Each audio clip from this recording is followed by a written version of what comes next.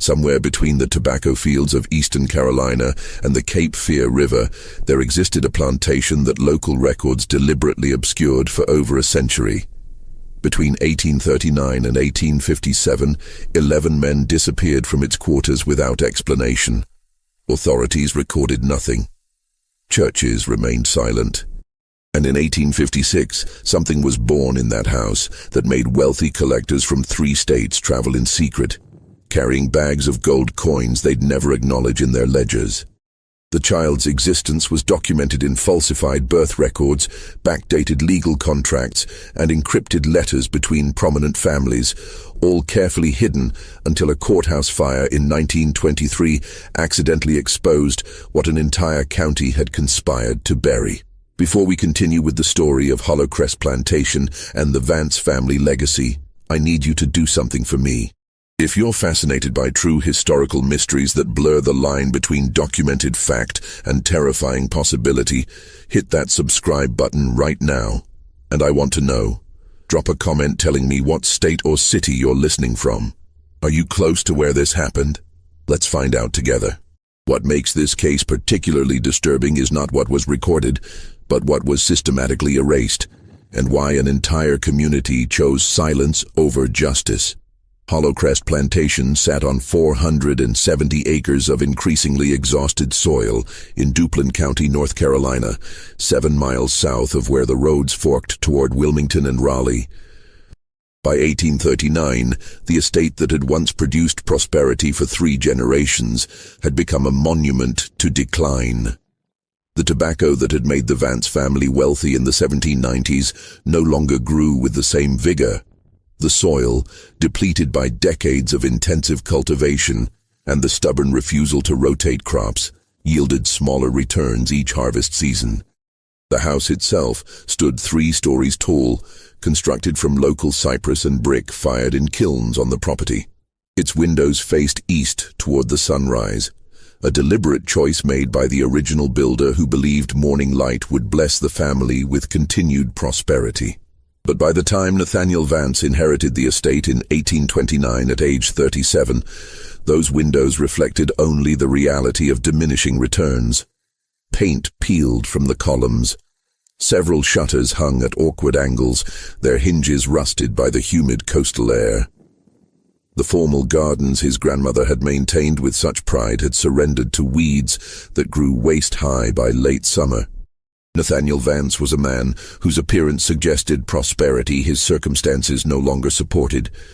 He stood just under 6 feet tall, with the broad shoulders and thick hands of someone who had once performed manual labor, but had spent the last 2 decades avoiding it.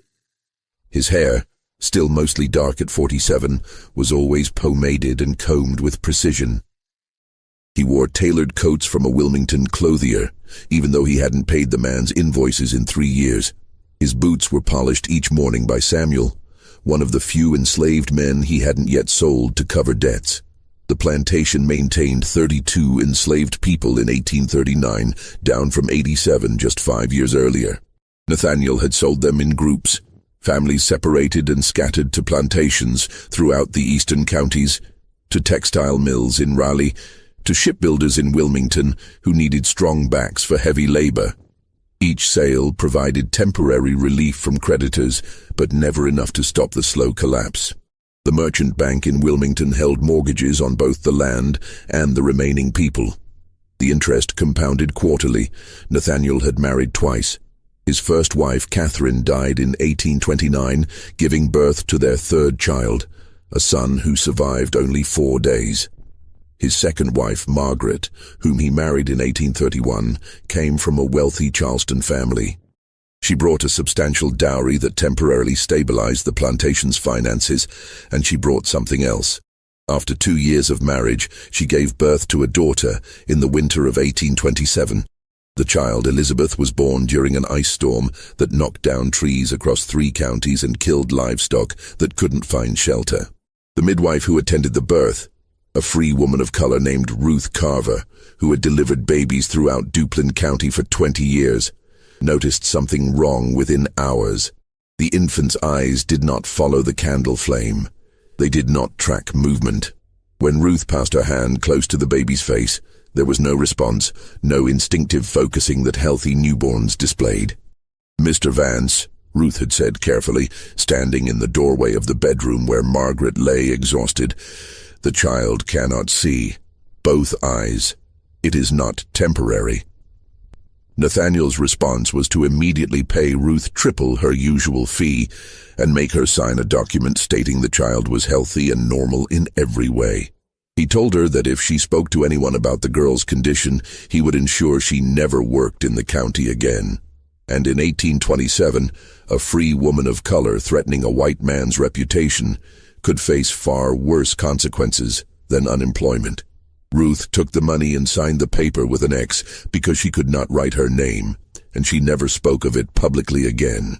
Margaret Vance lasted 18 months after Elizabeth's birth before she took 40 drops of laudanum one April evening and never woke up. The official cause of death, recorded by Dr. Ephraim Stokes, was respiratory failure. No one questioned it. Women died frequently enough that another wealthy wife succumbing to unnamed illness drew little attention. She was buried in the family plot behind the house, beneath a marker that listed her name, dates, and nothing else. Nathaniel raised Elizabeth in near isolation. The girl grew up confined primarily to the second floor of the house, in rooms where the windows were kept shuttered. She learned to navigate by touch and sound, her small hands trailing along walls, her footsteps cautious on the wooden floors. A woman named Ada, one of the enslaved people who worked in the house, cared for Elizabeth during her early years. Ada taught the girl to count, to recognize voices, to understand the passage of time by the meals served and the temperature of the air coming through the shutters. By the time Elizabeth reached age 6, Nathaniel had decided she would not be educated beyond basic literacy. He hired no tutors. She learned to read through touch, her fingers exploring raised letters that Ada painstakingly carved into wooden blocks in secret, working by candlelight after finishing her daily tasks. The girl's world consisted of 14 rooms, one hallway, and a narrow set of stairs she descended only when summoned. The plantation's financial situation worsened year by year. Nathaniel tried various schemes to restore prosperity. He planted cotton one season, but the soil rejected it. He invested in a turpentine operation that failed when the trees produced insufficient resin. He attempted to breed horses, but disease killed 7 of his 12 animals in a single summer. By 1838, he had sold nearly everything of value except the land itself and the people who worked it.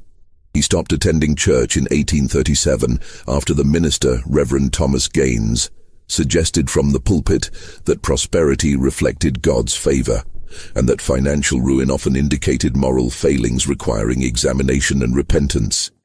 Nathaniel walked out in the middle of the sermon and never returned, though he continued paying his annual tithe, late and in diminishing amounts, to maintain appearances. The isolation of Hollowcrest increased as neighbors stopped visiting. Partly this was due to Nathaniel's deteriorating temperament and his tendency to dominate conversations with elaborate explanations for why his failures were never his fault. Bad luck, poor weather, dishonest business partners, incompetent workers. But the isolation also stemmed from quiet rumors about the locked second floor, about a child some people had heard crying but never seen, about why Margaret had really taken so much laudanum that spring evening. By early 1839, when Elizabeth was approaching her teenage years, Nathaniel spent long hours in his study reviewing account books that contained nothing but debt.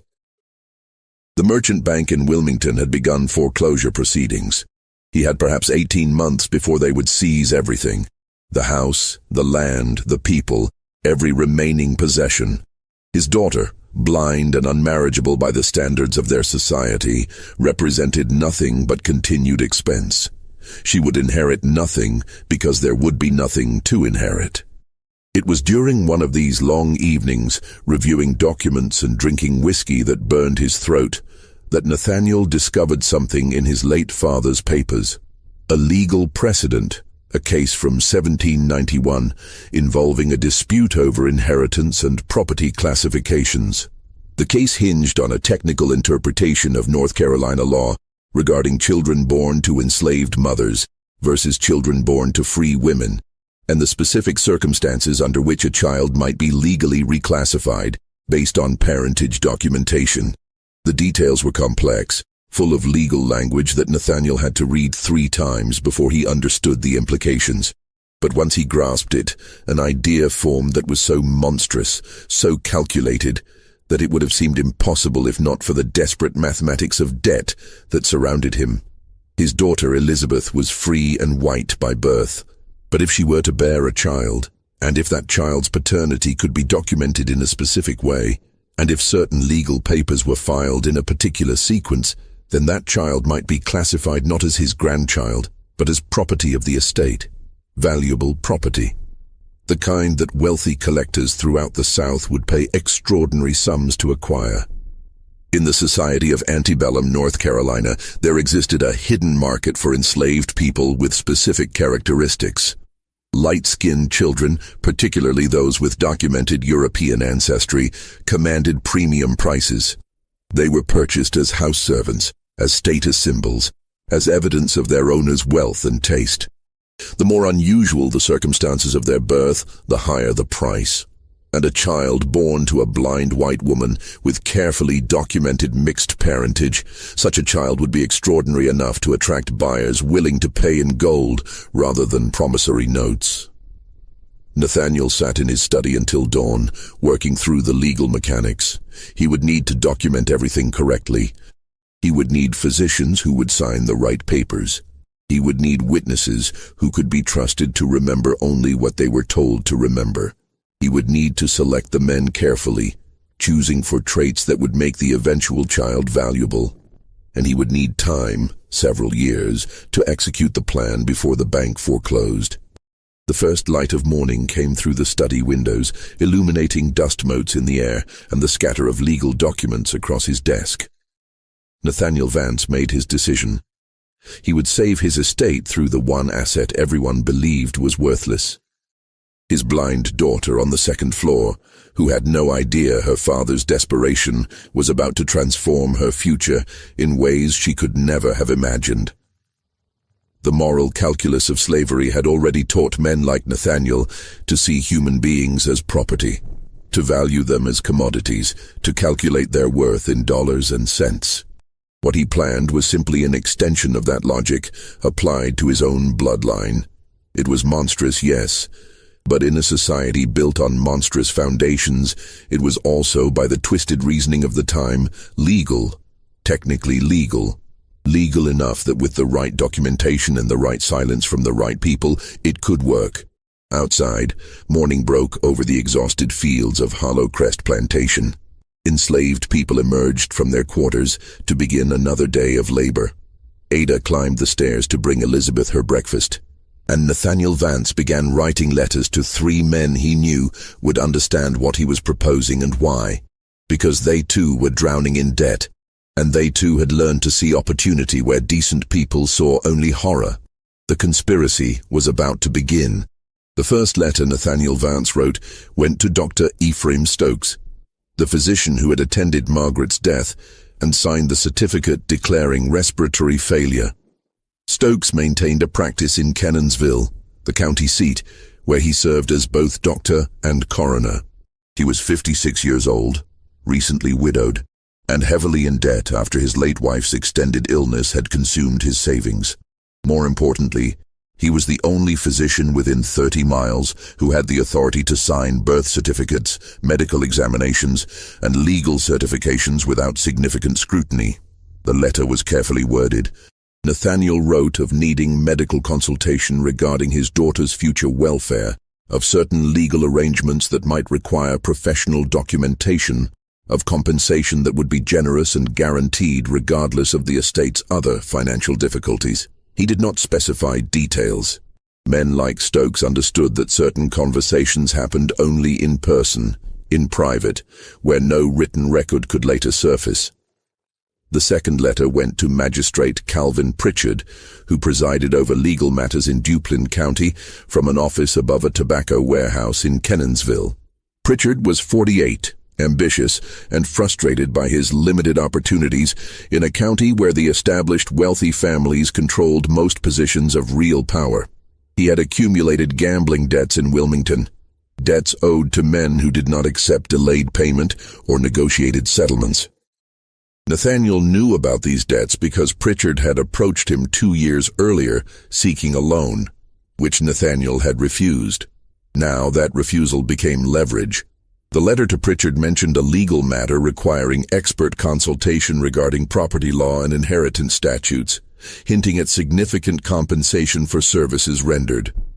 Again, no specifics, just enough to ensure Pritchard would come to Hollowcrest prepared to listen. The third letter went to Thomas Harrington, who operated a brokerage in Wilmington specializing in the sale of enslaved people. Harrington had connections throughout the South, to plantation owners in Louisiana who wanted light-skinned house servants, to wealthy merchants in Charleston who collected exotic acquisitions, to private buyers who paid premium prices for people who met specific criteria. Harrington worked on commission, taking 20% of each sale, and he had never been particular about the circumstances that brought people into his inventory. Nathaniel had sold enslaved people through Harrington before. The man was discreet, efficient, and motivated entirely by profit. This letter was more direct. Nathaniel wrote that he expected to have available within approximately 2 years a unique acquisition that would attract serious collectors. He provided no details about what made this acquisition unique, only that interested buyers should be cultivated in advance and that the eventual sale would be extremely profitable for all parties involved. All 3 men responded within 2 weeks. Dr. Stokes arrived first, riding up to Hollowcrest on a humid afternoon in late March 1839. Nathaniel received him in the study, doors closed, windows shuttered despite the warmth. The conversation lasted 3 hours. When Stokes emerged, his face was pale, but he carried a leather portfolio containing papers Nathaniel had prepared, legal precedents, property law interpretations, medical documentation protocols. Stokes left with a promissory note for $500, payable upon completion of certain specified services. He signed the agreement without hesitation. Magistrate Pritchard came next, arriving after dark to avoid being seen by too many people. His meeting with Nathaniel lasted longer, nearly 5 hours, because the legal mechanisms were more complex. Property classification statutes, documentation requirements, registration procedures, timing requirements for filing various certificates with county and state authorities. Pritchard took extensive notes. When he finally left, well after midnight, he carried copies of the relevant statutes and a promissory note for $800. He also carried Nathaniel's explicit promise that those gambling debts in Wilmington would be settled in full from the proceeds of the eventual sale. Thomas Harrington required no in-person meeting. His response letter, written in the careful code language of his profession, indicated he understood exactly what was being proposed. He had 3 potential buyers already in mind: a plantation owner near Baton Rouge who collected unusual acquisitions, a Charleston merchant who operated a private salon featuring exotic servants, and a wealthy Virginia family seeking a particular kind of status symbol. All 3 would pay between $3,000 and $5,000 for the right acquisition. Harrington's commission would be 20%, as always. He suggested Nathaniel begin the process as soon as possible, as market conditions were favorable and discretion was guaranteed. With his conspirators secured, Nathaniel turned to the most delicate part of his plan, preparing Elizabeth. The girl was now approaching her teenage years, navigating her second-floor prison with the confidence of long practice. Ada still cared for her, bringing meals, reading to her in the evenings, helping her bathe and dress. Elizabeth trusted Ada completely. That trust would be essential. Nathaniel began by changing Elizabeth's routine. Instead of taking meals in her room, she was now required to come downstairs to the formal dining room once each week. She was terrified at first. The stairs were a challenge she had rarely attempted. But Ada helped her, guiding her step by step until she learned the count. 16 steps down, turn left, 12 paces to the dining room door. During these meals, Nathaniel spoke to Elizabeth about duty and family obligation. He told her the plantation was in danger, that they might lose everything, that she needed to understand her role in preserving their legacy. He never mentioned specifics, not yet. He simply accustomed her to being downstairs, to following instructions, to accepting that her father's plans were not subject to her understanding or approval. In May of 1839, Nathaniel began selecting the men. He reviewed the enslaved population of Hollow Crest with the cold calculation of someone breeding livestock for market. He wanted specific physical characteristics: height above average, symmetrical features, lighter skin tones if possible, no obvious physical defects or scars. He also wanted men who were young, healthy, and unlikely to resist or attempt escape afterward. The first man he selected was named Jacob. He was 24 years old, tall and strongly built from years of field labor. His mother had been part of the household when Nathaniel's father ran the plantation. His father had been a white overseer who left North Carolina before Jacob was born. Jacob's skin was several shades lighter than most of the other enslaved people at Hollow Crest, and his features suggested mixed ancestry. He could read and write, forbidden skills that Ada had secretly taught him years earlier, and he worked as the head of one of the field crews. Nathaniel moved Jacob from the field quarters to a small room in the main house's ground floor, ostensibly to train him as a house servant. Jacob was suspicious immediately. Such promotions were rare and usually preceded sale to another estate. But he had no choice except to obey. Refusing would mean immediate punishment and likely sale anyway. The second man selected was Daniel, 19 years old, shorter than Jacob but quick and intelligent. He worked in the stables, managing the few remaining horses and the 2 mules that pulled the tobacco wagon. Daniel's mother had come from Virginia, sold south when her previous owner died. His father, according to plantation records, was unknown, but his light eyes and straight hair suggested European ancestry somewhere in his bloodline. The third was Isaac, 22, who worked primarily in the carpentry shop repairing tools and buildings. He had a gift for working with his hands, creating tight joints and smooth surfaces that held for years. He was quiet, observant, and careful, qualities that made overseers trust him with important tasks, but also qualities that made him dangerous, because quiet observation meant he understood far more than he revealed. Nathaniel selected 8 others over the following weeks, rotating them into various positions around the main house. Some worked in the kitchen, others maintained the gardens. 1. A man named Samuel, who had been with the family for 30 years, served as Nathaniel's personal valet. All 11 were isolated from the remaining enslaved population, housed separately, given better food and lighter work. The other enslaved people at Hollow Crest noticed these changes and whispered about them in the evenings after labor ended. Something was happening in the main house. Master Vance was planning something. The men being selected were all young, all strong, all being treated with unusual care. But no one knew exactly what was coming, only that it would not be good, because nothing involving unusual attention from Nathaniel Vance ever ended well. During the following years, Nathaniel refined his legal documentation. Magistrate Pritchard visited Hollow Crest several more times, each visit occurring after dark to avoid observation. They reviewed the property classification statutes repeatedly, ensuring every detail was correct. They prepared multiple versions of Elizabeth's birth certificate, one accurate, one falsified, to suggest she was born to an enslaved mother. The full certificate would be filed years hence, backdated to 1827, replacing the accurate document in county records. Pritchard had the authority to make such substitutions, and no one would question his certification.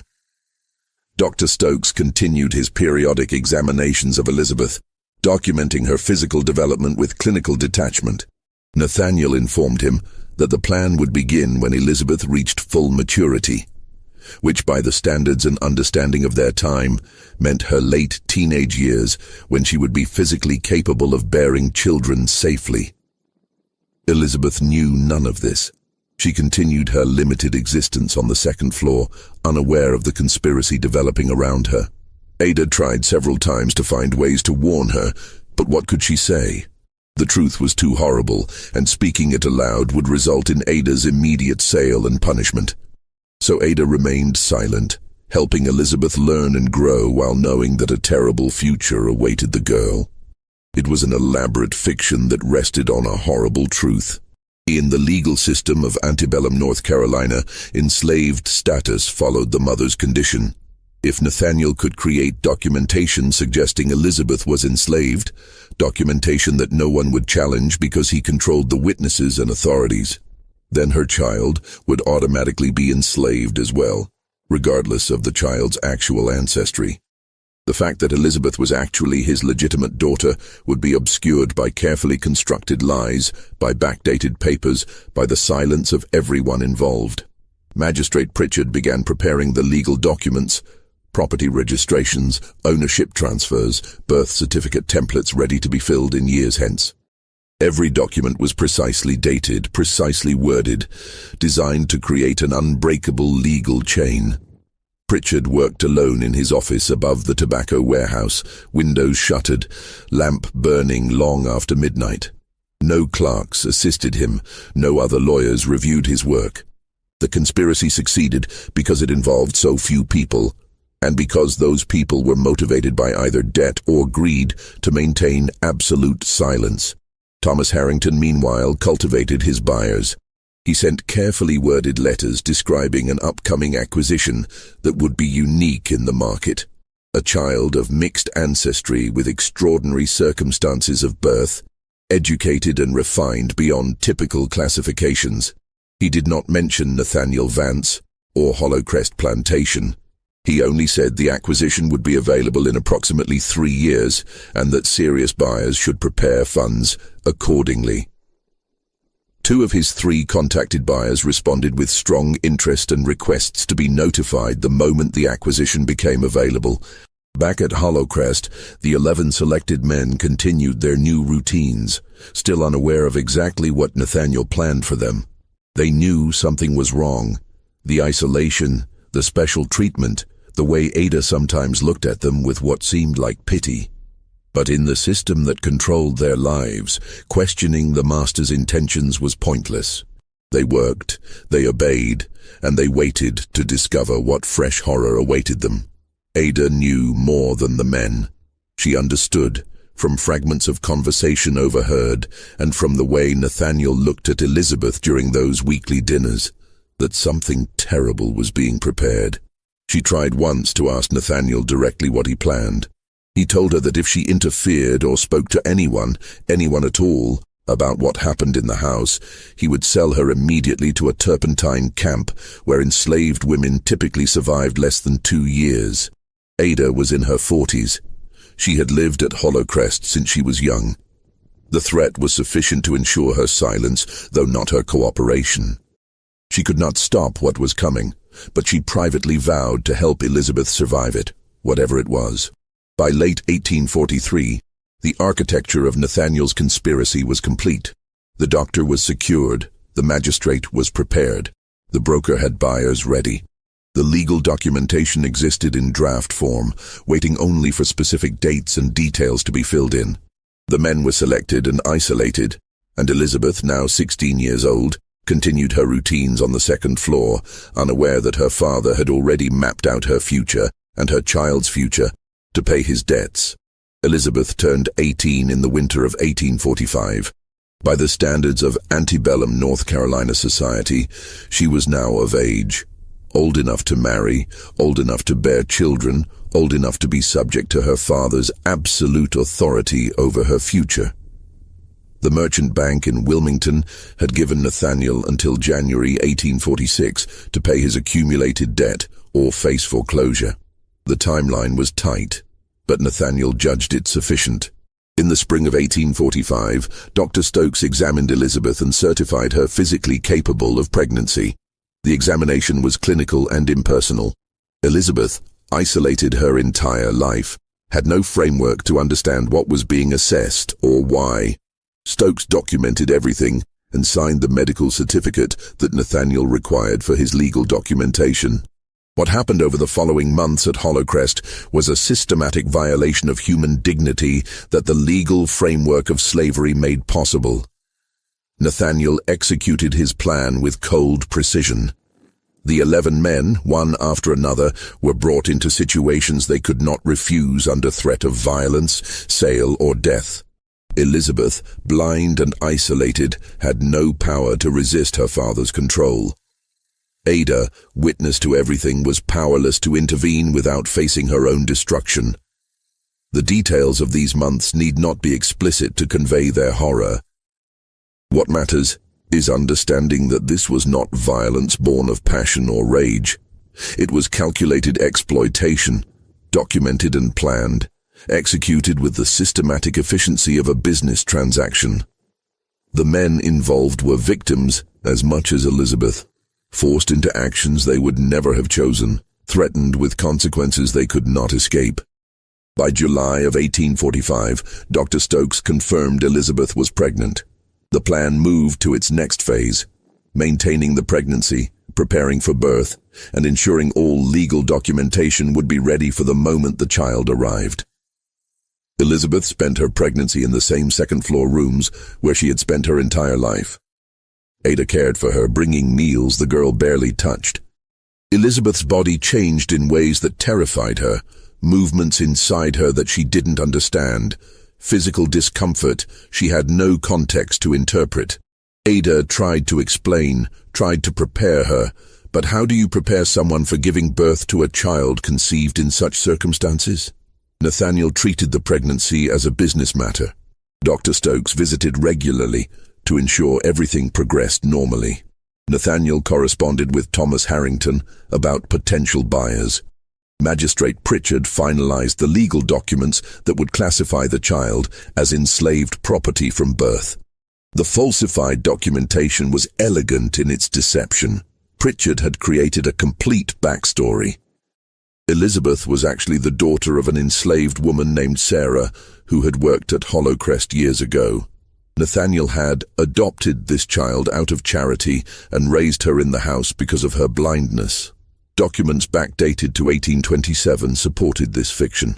The real birth certificate for Elizabeth was removed from county records and replaced with the falsified version. Now, legally, Elizabeth herself was enslaved, which meant her child would be born into slavery automatically, regardless of paternity. In November of 1845, something occurred that threatened to expose the conspiracy. Reverend Thomas Gaines, the minister Nathaniel had stopped attending years earlier, decided to visit Hollowcrest to check on his wayward parishioner. Nathaniel had not been to church in 8 years. The Reverend arrived unannounced on a cold afternoon. They discussed theology and community matters in the parlor. Then Gaines mentioned he had heard rumors that Nathaniel's daughter was unwell, and asked if he might visit her to offer prayer and comfort. Nathaniel's mind raced. Elizabeth was now visibly pregnant. If Gaines saw her, questions would arise that could not be satisfactorily answered. "My daughter is resting," Nathaniel said carefully. "She has been ill, and the doctor has ordered complete quiet." "Perhaps another time, Reverend." Gaines, sensing something amiss, pressed gently. But Nathaniel remained firm. The Reverend left troubled but took no immediate action. In a society where men controlled their households absolutely, an interference in family matters was considered inappropriate. Gaines's discomfort was insufficient to trigger investigation. Winter arrived. Elizabeth's pregnancy entered its final weeks. Dr. Stokes prepared for the delivery with the same clinical detachment he had shown throughout. On March 4, 1846, after a difficult labor that lasted nearly 20 hours, Elizabeth gave birth to a son. The child was healthy, with features that clearly showed mixed ancestry, European and African in roughly equal measure. The infant was exactly what Nathaniel had calculated, valuable. Elizabeth, exhausted beyond measure, asked in a broken voice if she could hold her baby. Nathaniel refused. The child was taken immediately for documentation. Ada, standing nearby, felt something inside her break permanently, watching a mother denied her newborn child. Dr. Stokes carried the infant downstairs to the study, where Magistrate Pritchard was waiting with documents already prepared. The birth certificate was filled out. Child born to Sarah, enslaved woman, deceased. Father unknown. Born March 4, 1846, property of Nathaniel Vance. Pritchard signed and affixed his official seal. Stokes added his signature as attending physician. The fiction was now legal fact. The child was given the name Thomas, no surname, as enslaved people typically had none. He was placed with a wet nurse, an enslaved woman named Rebecca, who had recently given birth herself. Elizabeth, recovering upstairs, could sometimes hear the infant crying, but was never permitted near him. Nathaniel immediately contacted Thomas Harrington. The bidding began at $3,000 and quickly rose. By the end of March, the price had reached $4,700, more than enough to satisfy the merchant bank and save Hollowcrest from foreclosure. The buyer who paid the highest price was Charles Rutledge, a plantation owner from outside Baton Rouge, Louisiana. He was 46 years old, wealthy from sugar production, and known among certain circles for collecting unusual human acquisitions for his household. His plantation employed over 200 enslaved people, and among them were several dozen who served as display pieces rather than field laborers. Rutledge had a particular interest in children who could be raised from infancy to be completely dependent on him. He saw himself as a benevolent master who gave his special acquisitions lives of relative comfort in exchange for their absolute obedience. The logic of slavery had so thoroughly corrupted his moral reasoning that he genuinely thought purchasing an infant to be raised as exotic property was an act of generosity. He arrived at Hollowcrest on April 17, 1846, traveling by private coach with 2 servants. Nathaniel received him in the parlor. They discussed business, crop yields, market conditions, mutual acquaintances. Only after these pleasantries did Rutledge mention the real purpose of his visit. "I understand you have an unusual acquisition available," he said carefully. "I do," Nathaniel confirmed. "Born 6 weeks ago. Healthy, strong, good temperament. The circumstances of his birth make him particularly valuable." Nathaniel led Rutledge to see the child. Thomas lay in his crib, wrapped in clean blankets. Rutledge examined him with the detachment of someone evaluating livestock.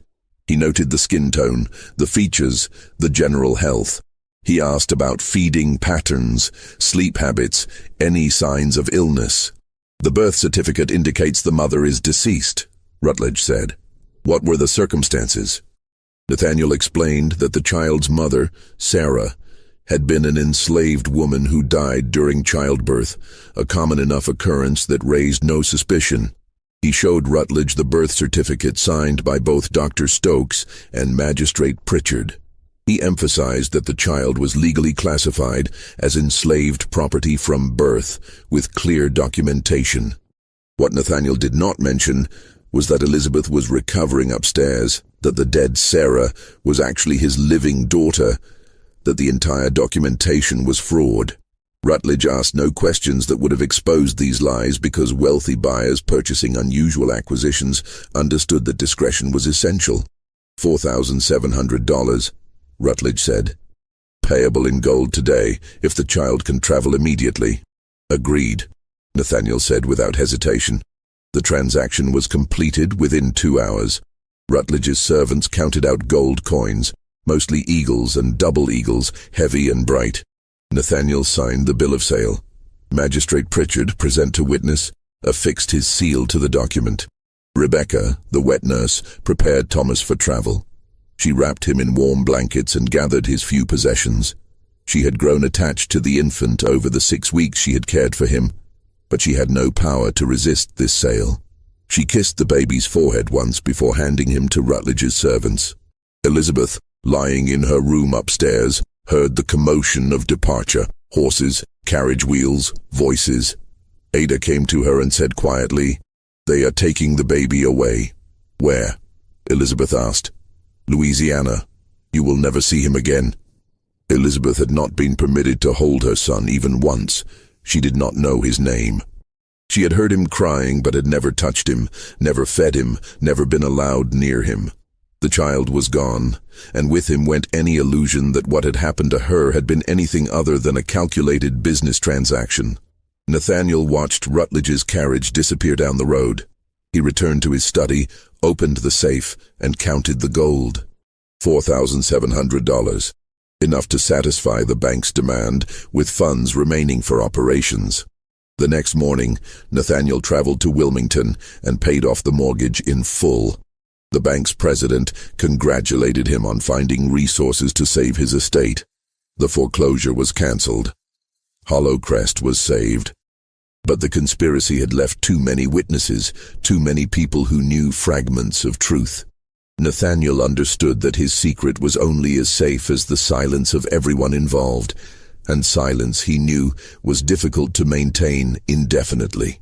The first crack in the conspiracy appeared 8 months after the sale, in December of 1846. Isaac, one of the 11 men, attempted to end his own life. He was discovered and stopped before he succeeded, but the attempt itself signaled that the psychological toll of what had occurred was becoming unsustainable. Isaac had been unable to reconcile what he had been forced to do with his continued existence. Nathaniel had him punished for the attempt and then sold him to a plantation in Virginia. The sale served 2 purposes: punishment and elimination of a witness. Isaac disappeared from Duplin County, taking his knowledge with him but also spreading it in whispered fragments to people he encountered in his new location. Ada remained at Hollowcrest, still caring for Elizabeth, but her demeanor changed. She became withdrawn, speaking less, moving through her duties mechanically. Other enslaved people noticed and asked what was wrong, but Ada would not explain.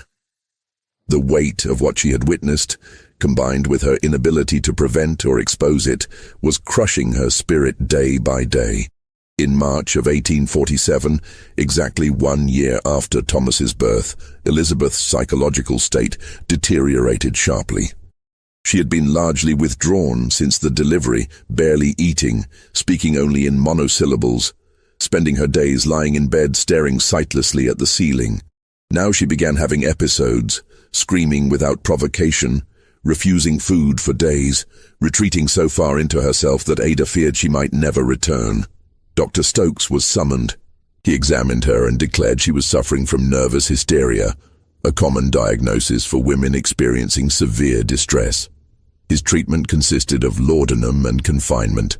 Elizabeth was kept sedated for weeks at a time, existing in a fog that provided no actual healing, only temporary suppression of symptoms. Nathaniel found her condition inconvenient. She required constant supervision. Ada could no longer manage her alone, so Nathaniel had to assign another enslaved woman to help. The additional attention meant more people aware that something was deeply wrong in the household, more potential witnesses to fragments of truth. In June of 1847, Reverend Gaines made another attempt to visit Elizabeth. He had been troubled by his previous encounter and had heard rumors in town that the daughter was gravely ill. This time he arrived unannounced, hoping to catch Nathaniel unprepared. He succeeded. Nathaniel was away in Cannonsville on business when Gaines arrived. Ada answered the door. The Reverend explained he had come to offer spiritual comfort to Elizabeth. Ada, exhausted and desperate, made a decision that would have consequences. She let him in. Gaines climbed the stairs to Elizabeth's room. He found her lying in bed, thin and pale, eyes open but unseeing, clearly suffering from something far beyond ordinary illness. He sat beside her and asked gentle questions. At first she did not respond, then slowly she began to speak. She told him fragments of what had happened. She did not have clear vocabulary to describe everything, but she spoke of confinement, of her father's plans, of men brought to her room, of pregnancy, and a child taken away. The story came out disjointed and incomplete, confused by medication and trauma, but Gaines understood enough to be horrified. When Nathaniel returned that evening and discovered Gaines had been in the house, he felt cold fear for the first time in years. He found Gaines sitting in the parlor, waiting.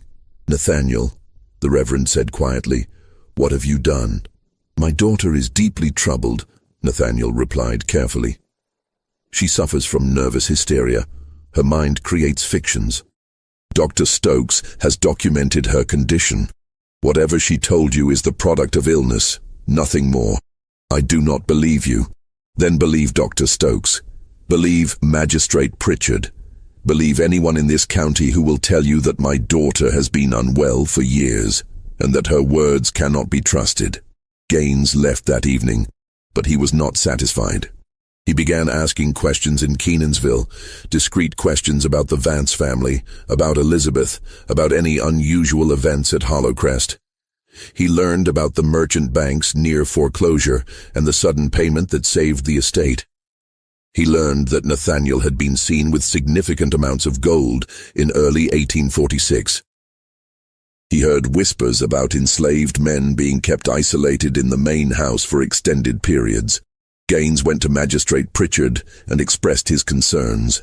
He did not accuse anyone directly. He knew that would be dangerous, but he asked if there had been any unusual registrations or property transfers involving the Vance estate recently. Pritchard, who had hundreds of dollars of Nathaniel's gold hidden in his home, assured the Reverend that everything involving the Vance family was entirely proper and legally documented. He suggested that Gaines was meddling in matters that did not concern him, and that continued inquiry might be viewed as harassment of a respectable family. The warning was clear. Gaines understood that pursuing the matter further would make him enemies among the county's power structure. He was a minister with no legal authority, no investigative power, and no allies willing to challenge men like Nathaniel Vance and Calvin Pritchard. He recorded his suspicions in a private journal, but he took no further action. The conspiracy held because everyone with power had motivation to protect it. Dr. Stokes had been paid and had signed documents that would destroy his medical license if exposed as fraudulent. Magistrate Pritchard had facilitated fraud and falsified official records. Thomas Harrington had brokered the sale and collected his commission. Charles Rutledge owned a child whose purchase would be investigated if questions arose about the legitimacy of the transaction. And Nathaniel needed the entire structure to remain hidden to preserve his estate and avoid prosecution. The enslaved people who knew fragments of truth had no voice. They could not testify against white men in court. Their word would never be believed over the documented statements of physicians and magistrates. They could whisper among themselves, but those whispers stayed within their own community, never reaching ears that might act on the information. Years passed. Elizabeth remained confined to her room, medicated and broken. Ada grew old caring for her, carrying the burden of witnessing horror she could not expose. The 11 men were gradually sold away, scattered to other plantations where their knowledge became disconnected from context. By 1850, Hollowcrest had stabilized financially. The tobacco fields produced modest yields. Nathaniel maintained a small enslaved population and kept expenses low. He never remarried. He attended church occasionally, maintaining social connections necessary for business. He appeared to be exactly what he claimed, a widower managing a struggling estate, caring for an invalid daughter, doing his best under difficult circumstances. The truth remained buried in falsified documents, in sealed records, in the silence of conspirators, and the powerlessness of victims. Thomas grew up in Louisiana, never knowing his real mother, never knowing the circumstances of his birth, forever classified as property despite being the grandson of a wealthy plantation owner.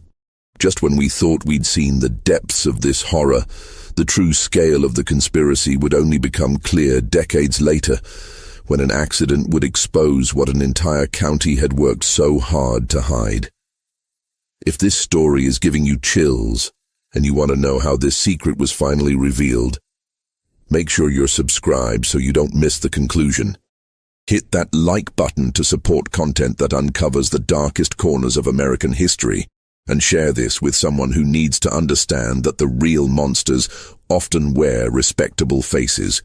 Let's discover together what happens when the truth refuses to stay buried. The truth might have stayed buried forever, if not for a fire that destroyed the Duplin County Courthouse in Kenansville on October 14, 1923, 77 years after Thomas's birth.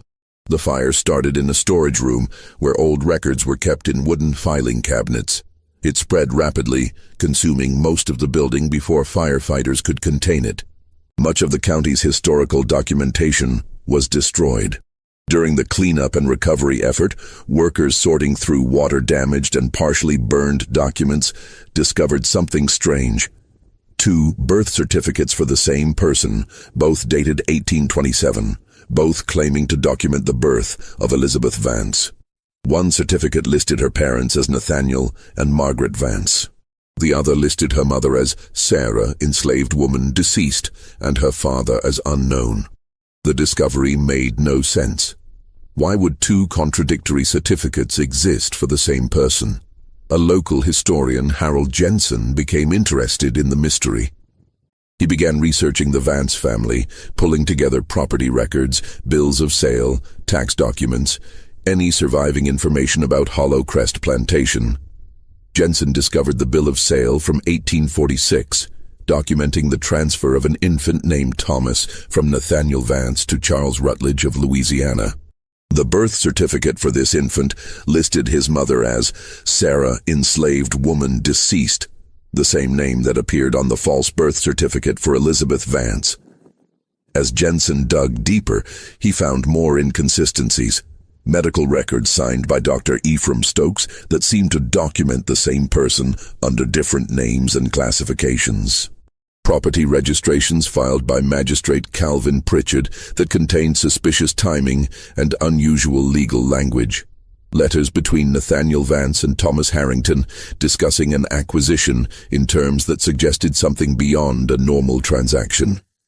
Jensen published his findings in the Duplin County Historical Quarterly in 1924 under the title The Vance Family Mystery: Evidence of Documentary Fraud in Antebellum Property Records. His article carefully avoided making explicit accusations. He could not prove what had actually happened, only that the documents contained contradictions suggesting deliberate falsification. The article attracted attention from other historians and researchers. Some dismissed Jensen's work as over-interpretation of damaged documents. Others argued he had uncovered evidence of one of the most disturbing cases of legal exploitation in North Carolina's history: a father selling his own grandson by deliberately classifying the child as enslaved property through fraudulent documentation. Additional evidence surfaced over the following years. A diary kept by Reverend Thomas Gaines was discovered in a church archive in 1931. It contained entries describing his visits to Hollow Crest, his conversation with Elizabeth, his suspicions about what had occurred, and his frustration at being unable to pursue the matter due to the county's power structure protecting Nathaniel Vance. In 1947, a descendant of Ada located a collection of letters Ada had written late in her life to a friend. These letters, never mailed, were found among Ada's possessions after her death.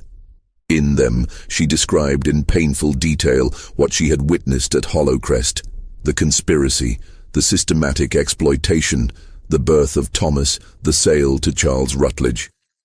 She wrote, "I witnessed evil that I was powerless to stop, and that powerlessness has haunted me every day since. That child was born innocent into a system that made him property, and his own grandfather sold him for gold." These discoveries built a circumstantial case that historians now largely accept as accurate. Nathaniel Vance, facing financial ruin, orchestrated a conspiracy involving a physician, a magistrate, and a broker to exploit his blind daughter for profit. He used falsified legal documents to classify her child as enslaved property and sold that child to a Louisiana buyer for $4,700, using the proceeds to save his plantation from foreclosure. The conspiracy succeeded because it exploited the legal framework of slavery, which already classified human beings as property and gave masters nearly absolute power over them. It succeeded because the people with authority, doctors, magistrates, brokers, were motivated by debt and greed to participate. And it succeeded because the victims had no voice in a society that systematically denied them legal standing, credibility, and power. Elizabeth Vance died on November 3, 1863, at age 36, having spent the last 17 years of her life confined to her room at Hollowcrest, heavily medicated and psychologically destroyed. She was buried in the family plot without ceremony. The official cause of death was listed as respiratory illness, but Ada's letters suggest Elizabeth simply stopped eating and drinking, choosing release over continued suffering. Nathaniel Vance survived until 1871, dying at age 79. He never faced legal consequences for what he had done. He maintained his position in the community until the Civil War disrupted plantation society. After the war, he lived quietly at Hollowcrest, the estate diminished but still functioning. He was found dead in his study one morning in February, a half-empty bottle of whiskey beside him and account books spread across his desk, still calculating profits and losses until his final moments. Dr. Ephraim Stokes died in 1854 of a stroke. Magistrate Calvin Pritchard was killed during the Civil War in 1864 when a Union cavalry unit raided Kenansville.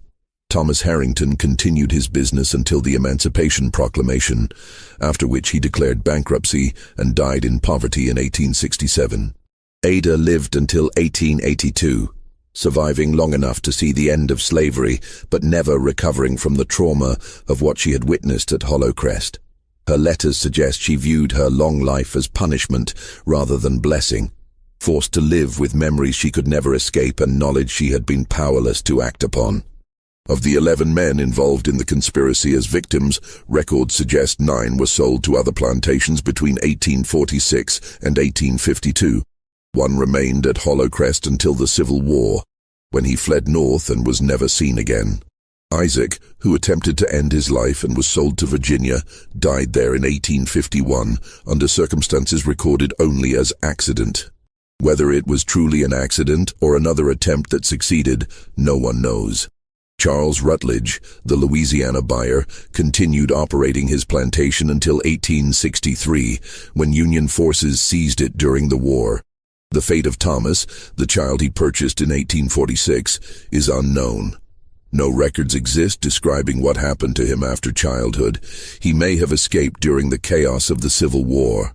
He may have died young, as many enslaved children did.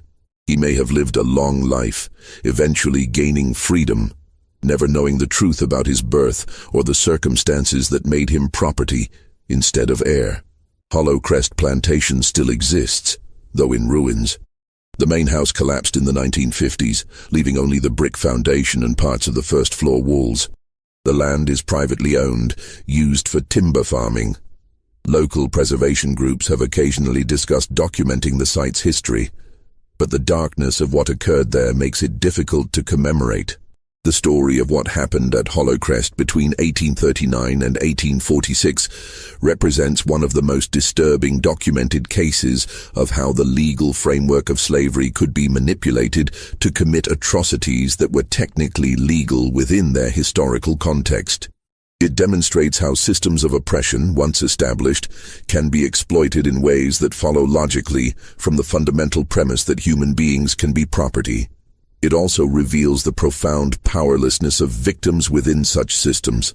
Elizabeth, blind and isolated, with no legal standing to resist her father. The 11 enslaved men, forced into actions they would never have chosen, under threat of death or sale. Ada, witnessing everything but unable to speak or act without facing destruction herself. And Thomas, born into slavery because his grandfather's desperation and the law's definitions intersected to deny him the freedom his ancestry should have guaranteed. What do you think of this story? Do you believe everything was revealed,